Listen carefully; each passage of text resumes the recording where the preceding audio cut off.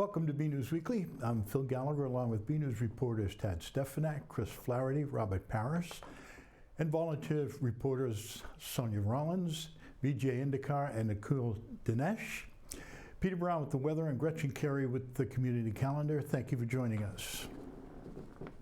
After more than 2 decades of service to the town of Burlington, longtime planning board member Joe Impemba is stepping down.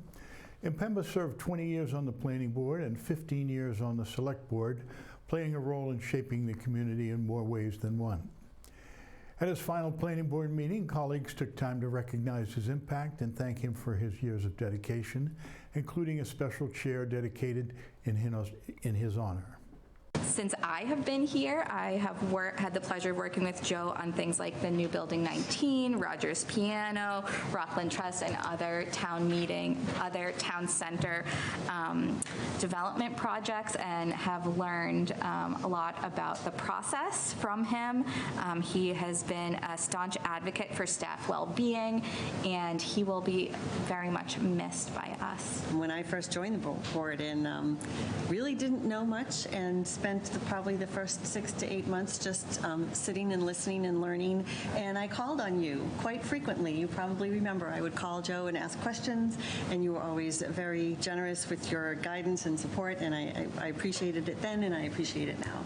You have fought fiercely for the town of Burlington, and I don't think we would be where we are without you. It was a privilege to serve with you. I would also like to thank you personally for all the support you've given me since joining the board, but most of all, most important, your friendship is what I will cherish forever. All of the years of service to Burlington, Burlington's better because you've been here at the helm. You've been engaged the whole time for the better of Burlington, whether it was the Memorial School project, it was Grandview Farm senior housing, it was the Northwest Park hundreds of projects. And I want to thank the staff for being so supportive of me and the board and making the job so much easier for us. I'd like to thank the board for putting up with me all these years. I'd like to thank my wife Laura and my 2 men, Tuck and Cam, for supporting me and putting up with me all these years. Most of all, and I think most importantly, I'd like to thank the voters of Burlington for entrusting me as a steward of their town for as many years as they have. It's been an honor, a privilege, and I'm so grateful and humble for it. This town is a phenomenal community to do business in as well as to live in. And so if we hold this town to the standards it should be held, and every applicant, we're going to make sure that the future of the town is as bright as it has been in the past.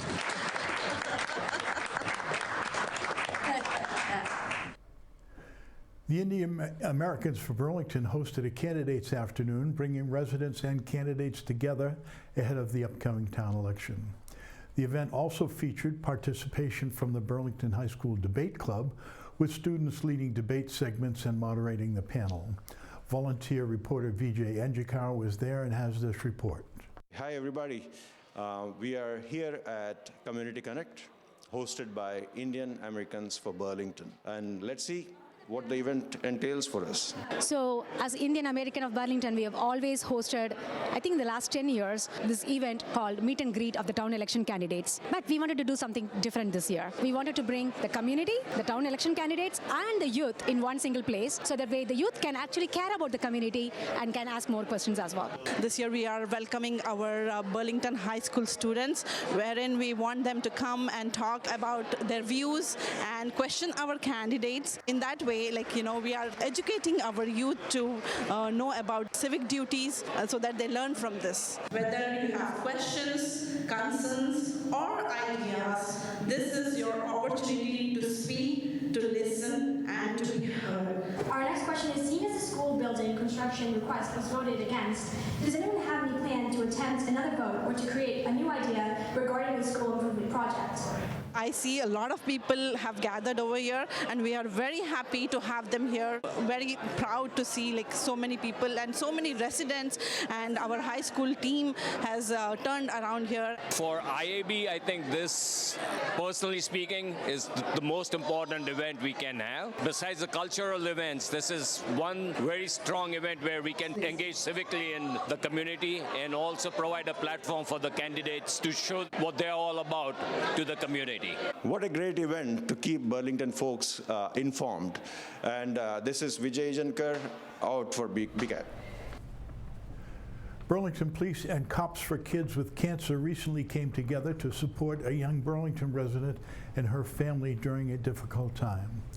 4-year-old Zoya Bilimoria is currently undergoing treatment for a rare and aggressive form of brain cancer, receiving care at multiple hospitals as part of her ongoing treatment. All the Burlington Police Department, members of the organization representing Zoya, and her family with a check to help ease the financial burden, along with a teddy bear, shirts, and other gifts. Zoya was also welcomed to the station where she had a chance to meet several officers. Cops for Kids with Cancer works with law enforcement agencies across New England to support families facing pediatric cancer, helping cover both medical and everyday expenses. Burlington Police Chief Tom Brown says Zoya's courage, strength, and resiliency are an inspiration, and the department is proud to stand behind her and her family and grateful to Cops for Kids with Cancer for the tremendous work that they do. In our latest Chamber Spotlight, Sonia Rollins visits Joss and Main at the Burlington Mall. The furniture store offers a mix of indoor and outdoor pieces along with free design services to help customers find a style that fits their space. Let's take a look. Hi everybody, Sonia Rollins for Chamber Spotlight.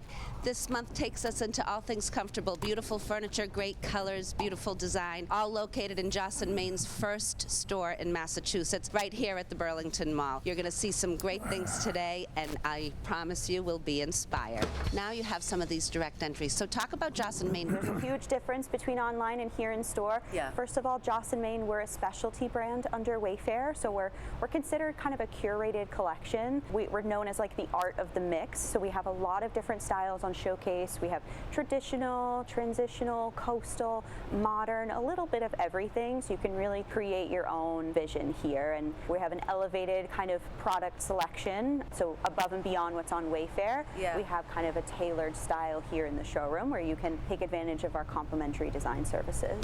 All right, Kate, you seem like you have a really fun job here. Tell us what you do for Joss and Main. I sure do. I'm one of the designers here in Burlington. We offer complimentary design services to anyone who's interested. One of the benefits of our design services are we're able to source all products from all of our different catalogs under Wayfair. So we have thousands of items to choose from to help you make your dreams come true for your design space. And they can come to you here, and you could go to them at the house? Absolutely. We offer in-home appointments complimentary as well. You can also come see us here, see all the samples that we offer, sit on our furniture is always recommended. Okay, I'm here with Delaney. Delaney, tell us what you do for the organization. I'm the business-to-business specialist for Wayfair specialty brands across New England. Great. So, and I want to talk a little bit about that because I think when people think about furniture stores, they think about, just the consumer buying something for themselves. There is a lot of opportunity for businesses to shop with Wayfair specialty brands. We work with everyone from property managers to interior designers, contractors, Airbnb hosts, small business owners, anyone that you can think of. From Wayfair to all of our specialty brands, it's such a broad catalog of items that you can really get anything that you need for your project. How can you not be inspired after hearing from some professionals inside Joss and Main? Come down to the Burlington Mall and you look around you and you not only have beautiful things to choose from, but very competent people to help you. For Chamber Spotlight, I'm Sonia Rollins.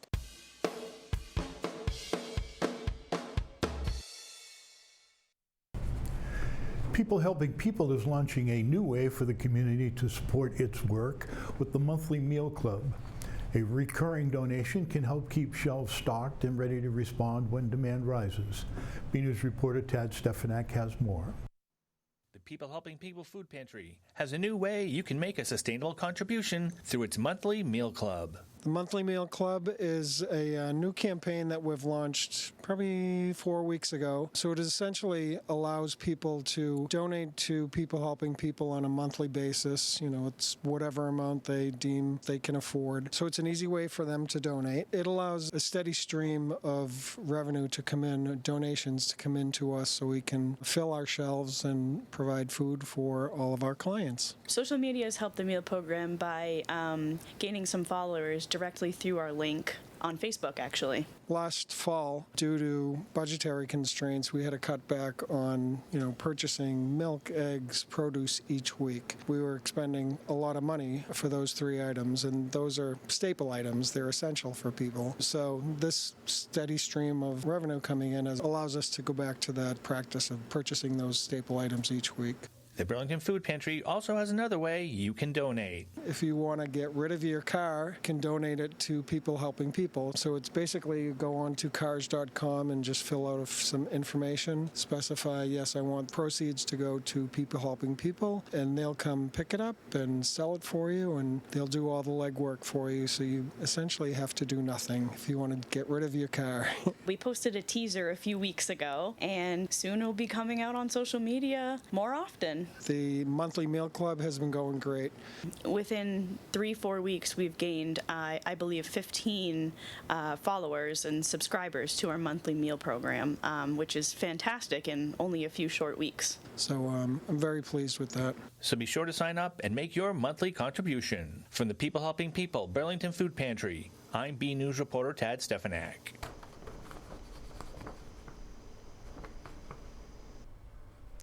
There were megabytes of fun at Burlington Public Schools Family Computer Science Night.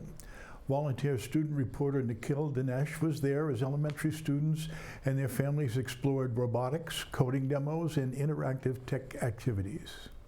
I'm volunteer news reporter Nikhil Dinesh, and today we're going to check out Burlington Public Schools Family Computer Science Night. This event is wonderful because we are meshing sort of kid creativity, the joy of Lego, and the learning of programming, robotics, all into one community-oriented event. It's really special in that way. Our group's name is Lego Falcon Bears.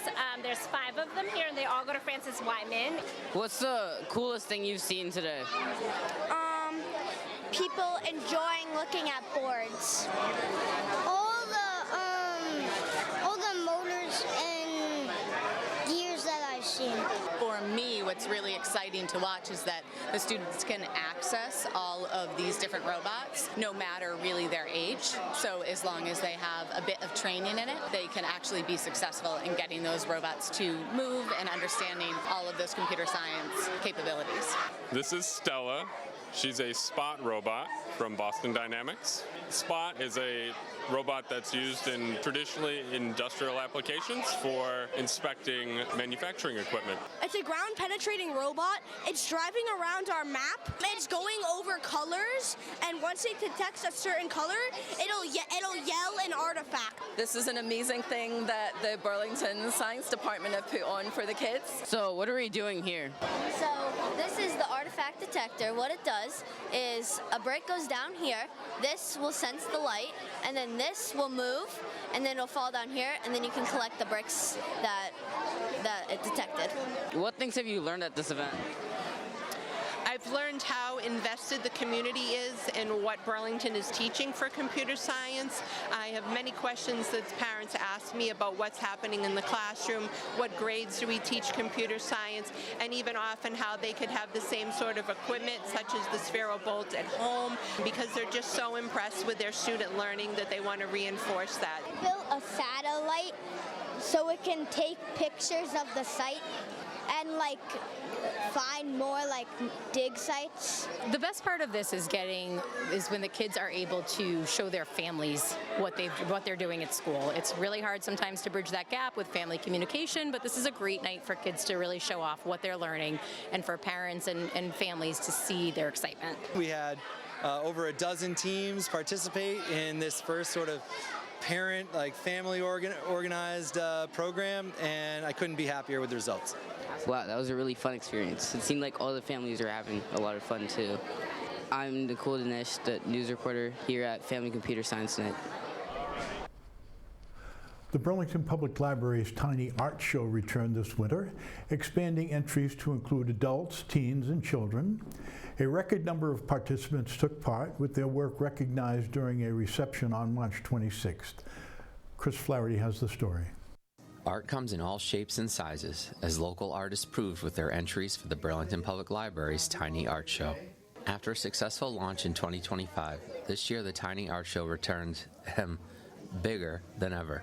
The Tiny Art Show is a concept quite a few libraries are doing across the country and even in Massachusetts, other areas. I know some people today have said they've done other ones in the area. And when I started here 2.5 years ago, it was one of the things I learned really quick. This community loves art programs, so we need to have a Tiny Art Show at some point. Last year we said just adults because we wanted to test the concept with the community, see if there was interest. There was, and the reception was interesting last year because we had so many people show up, including teens and children, to see the adult work. And the one thing that people kept telling me was, you should open it up to everyone. And so this year we decided to, and we ran out of the adult and children's kits within 6 hours, which was a real testament to the interest of the program. The Tiny Art Show is an example of the thriving creativity of library patrons. Burlington is a very creative community and anyone can participate, and that's kind of what libraries do in general. Everyone can connect with their community here, and some people are afraid, like, well, I'm not that good of an artist, or I don't really know how to paint, and we want to tell you, just have fun. You have fun with your neighbors, have fun with your friends, come to the library and just see what happens. And a lot of the people that have won, both this year and even last year, have said that, like, I didn't think I was going to win, I didn't think it was that good, but the community loved it. And even the people that don't technically win a prize get something out of it. Until next time, this is Chris Flaherty for BNEWS Weekly. Let's check in with meteorologist Peter Brown to see what's in store for us this Easter weekend. That forecast is coming up right after the community calendar with Gretchen Carey. Hey everyone, I'm Gretchen Carey, and this is your community calendar. On April 9th from 5 to 7:30 p.m., People Helping People will be holding a community care fundraiser at Chick-fil-A in the Burlington Mall. For more information about the event, go to our website. On April 10th from 7 to 10 p.m., the Burlington Rotary Club will be having New Bingo at the Billerica Elks. For more information, go to the following website. From 2 to 3 p.m., the Burlington Public Library will be having Wildlife Out the Window with Brad Tim. Pre-registration is required. For more information and to register, go to the library website. For more community calendar events, go to bcattv.org, burlingtonpubliclibrary.org, and burlingtonrecreation.org. I'm Gretchen Carey, and that was your community calendar.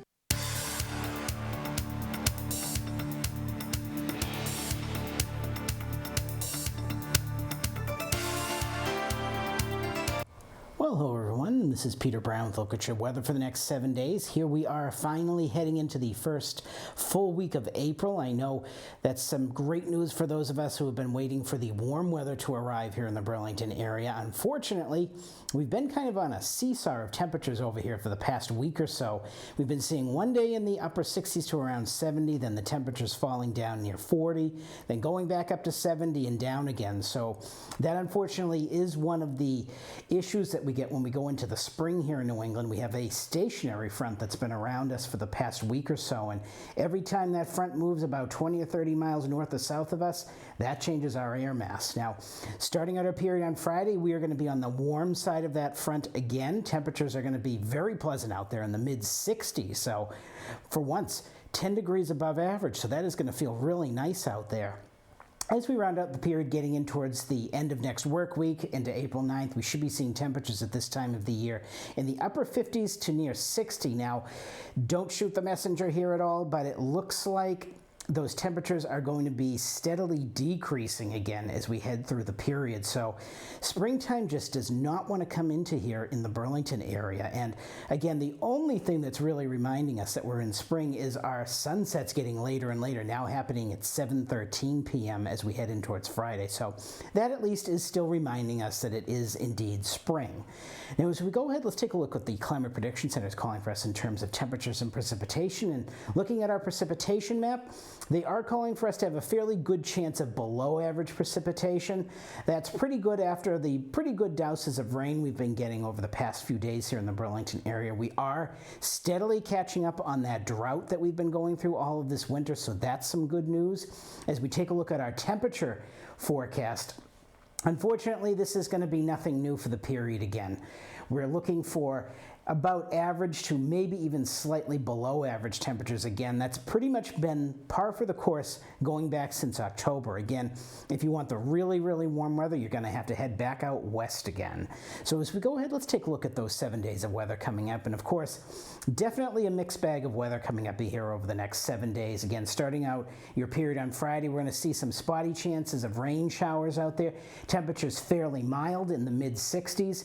Saturday looks like it's going to clear out a little bit. We may have to introduce again a chance of maybe some spotty showers out there as we see temperatures holding in the 60s, and looks like on Sunday we're going to see maybe some more in the way of cloud cover and showers and temperatures trying to get up near to that 70-degree mark. We may actually have to get a little bit closer to 70 maybe on Saturday too as well. So all in all, the weekend looks like it's going to be fairly mild, but after Sunday, we are once again going to see a pretty strong cold front start to move through the New England area, and on Monday as you're heading back towards work, sun is going to come back out again, and our temperatures are going to be struggling to get out of the low 50s. I know sounds much warmer than it has been a lot of the time here in the Burlington area, but 51 is still below average for this time of the year.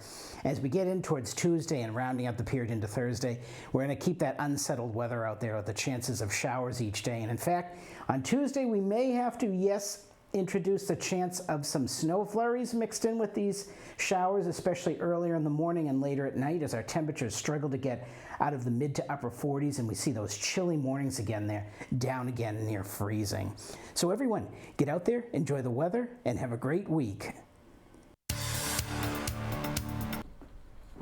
The spring sports season begins next week, and Robert Paris has a full preview for us. Let's take a look. Spring is here at BHS, and athletes are hitting the field and court with energy and focus.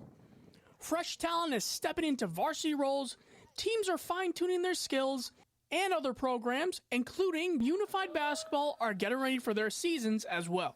Head coach Chris Pissotti says the boys' baseball team is putting in the work this season, giving 110% in every practice. He's looking for seniors Daniel Crossman and Giacomo Berardinelli, along with junior James Gordon, to step up as leaders. Pitching duties are already showing promise with Matt Sakari, Matt DiSarcina, and Brian Chavez, while Evan Brothers returns behind the plate, building on his strong sophomore season. Head coach Kelly Pissotti said the girls' softball team has added 5 new players this season, giving the program a boost. She said freshman Mia Lilligren and Jen McFadden will take over the circle this year, while senior captains Izzy Ortiz and Sophia Marshall continue to lead the team both on and off the field. The girls' lacrosse team has strong leadership this season. Head coach Madison Skiff has enjoyed watching their work ethic and dedication, and sees improvements every day. With returning players and motivated first years, she's expected another impactful season on the field. On the boys' side of lacrosse, second-year head coach Ryan Doherty is back with a year under his belt after leading Burlington to a division title last season. We got a lot of young talent, a lot of guys going to be stepping into roles. We have a huge sophomore class, super talented. Some guys were with us last year, some guys were on JV last year. A bunch of these guys are multi-sport athletes. We have 12 guys that were on the hockey team that obviously went to the Final Four. So we have that winning pedigree, and hopefully that rolls over for us in the spring here. Girls tennis has solid depth this season, with several freshmen in the varsity lineup. 15 or 16 freshmen that have come out for the team this year. So the numbers are pretty good. They're in the 20s. So that bodes well. I mean, that's a good sign that tennis is still kind of a popular thing in Burlington, which is nice. It's a youth movement for boys volleyball, with a new group stepping in to make an early impact. We actually opened the 8th grade waiver this year, and we got a lot of interest. We have 8 8th graders coming up this year, so I think it's a good sign that the game is growing and we're going to grow a stronger program. Outside on the track, Nicole Anderson steps into her first spring season as head coach, after also leading the team during the winter. I just love seeing the girls be able to improve and to meet their goals. Whatever their goals end up being, like us coaches, we have our own ideas of what we would like to see, but I think especially us being new, I think it's so much more important for the girls to come up with their own idea of what success looks like and kind of branch off from there. With over 100 athletes on the Red Devil track team, head coach Matt Carr is working to find the right fit for each runner. We have, I think, our second biggest team ever. We have 116 kids right now. What's definitely our biggest group is we have 30 kids who this is their first season doing cross-country, indoor, or spring track. That's far and away the most. So we're really just trying to integrate them, see where they're going to end up competing, and then getting all the veterans ready to go. Boys tennis is adjusting its lineup with several new additions this season at Rahanis Park. So we returned Radan Ayagari, who was our second singles player last year. He'll be our first singles player likely. So we got a lot of newcomers. We got about 22 players on the team this year, so we have a decent sized roster. Some of the players looking to step up. We have freshman Arnav Jumat. Casey Shannon was one of our doubles guys last year. He's back. He was in another lineup. Nathan Melanson, a junior. A lot of these guys have been in the moment, already watching, so I think a lot of these guys from watching from the outside from JV last year are ready to step in and step up. I'm Robert Paris for BNEWS Sports. In this week's Red Devil Shoutout, we're recognizing standout performances from the Burlington boys and girls indoor track teams. 4 members of the girls team and 7 athletes from the boys team earned Middlesex League All-Star honors in their respective events. A strong showing for the Red Devil track. The girls and boys indoor track teams earned recognition from the Middlesex League as All-Stars, following an outstanding winter season. On the girls team, Layla Gilligan was honored in the 600 meters, Ava Eldridge in the 2 mile, and Cassidy Hanlon in the shot put. Lila Coombe was named an all-conference selection in the high jump. Honestly, I was kind of relieved. The girl that I was jumping against, I was good friends with, so I kind of wanted us both to win, but at the same time, it was definitely a good win and, you know, good for the season too, so yeah. Meet itself was like a really good meet to just compete at because it was like the whole league. I was just really proud because that was like my goal all season. I had a PR that meet, so I was just really happy overall with the meet. The 2 mile was an event that it didn't start off so well at the beginning of the year, but as I kept doing it, I just got better and better.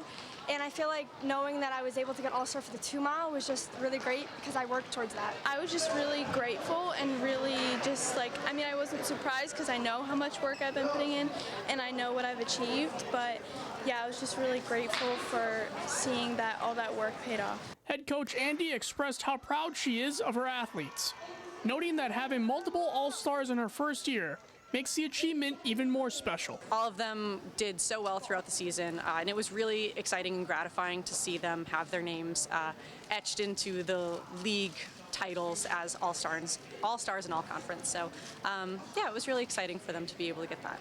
7 athletes from the boys team also received All-Star recognition this winter. Matt Conti was honored in the hurdles, Shane Sheen in both the hurdles and long jump, Steve DeLalis in the 55 meters, Roy Kenyake earned recognition in the 2 mile, while Ryan Brooks, Sam Fernandez, and Perkins Augustin were honored in field events, including the long jump and shot put. I was a multiple-time All-Star, so I'm very used to it. This season, I'm just focused on winning. I just want to make sure that the team wins every meet. I think we can go all the way and win states, so that's what I'm focused on right now. Yeah, it's pretty special. I got to be an All-Star for football, so carrying that into winter track was good. I won most of my hurdle races. Just feels good to help the team in a big sport like track. So. I mean, it's pretty special. I'm pretty honored. Hoping to carry that into spring season too. First time, I'm really honored to be an All-Star. Put hard work into it. It comes with dedication, hard work, and that's all you pretty much need to be an All-Star. Well, it just means a lot. It's like it really shows hard work paying off, considering that it's my first full indoor season. The last couple of years I've been competing. You know, very proud that I got All-Star, you know, to get that accomplishment. And, you know, we had a pretty good year for indoor, and now we're just hoping for a better year outdoor. Head coach Matt Carr emphasized his goal on building a winning program every season and believes this group's hard work and strong All-Star presence sets a great foundation moving forward. We had a season once a few years ago where we had an All-Star in every single event. So, again, our goal is to win every meet we go into. We don't always do that.